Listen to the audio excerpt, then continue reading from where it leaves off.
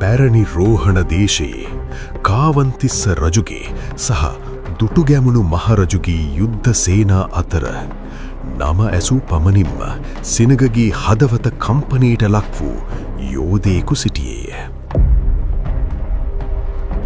ඔහු නම් මහාසෝනය නැත්නම් රිටිගල ජයසේන. ඔහු සාමාන්‍ය මනුෂ්‍යයෙකු නොවීය. ඇතුන් 10 දෙනෙකුගේ ශක්තිය, අංගම් ශාස්ත්‍රයේ අතිදක්ෂතාවය සහ යක්ක සේනාවේ ප්‍රධාන සෙන්පති බව මේ සියල්ල එකට එකතු වූ විට ජයසේන යනු යුද්ධ භූමියේ බියම උපදවන නාමය විය. මහාවංශය සහ රසවාහිනිය සඳහන් කරන පරිදි රිටිගල ජයසේන උපන්නේ රෝහණේ හුන්දරිවාපි ග්‍රාමයය. 7 හැවිරිදි වියේදී තල්ගස් මුලින් උදුර දමා දැමීමට තරම් ශක්තිමත් වූ ඔහු 10 හැවිරිදි වියේදීම ගමේම බියකරු නාමයක් විය. කාලයත් සමග ඔහුට ඇතුන් 10 දෙනෙකුගේ ශක්තිය ලැබුණා යැයි පුරාණ කතා කියවී.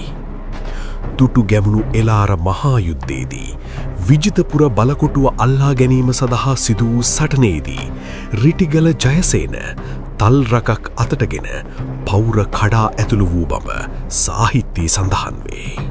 එදා සිටම ඔහුගේ නාමය සටන් භූමියෙහි බියක් බවට පත්විය.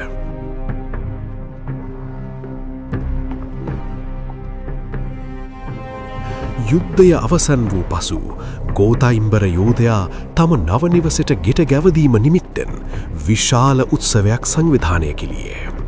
මත් පැනවලින් මත් වූ ගෝතයිම්බර වෙනුවට සෝනා කුමරිය ආගන්තුකයන් පිළිගත්තේය.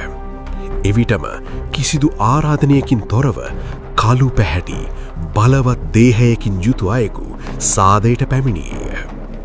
ඒ හැඩරුව දුටු සෝනා කුමරිය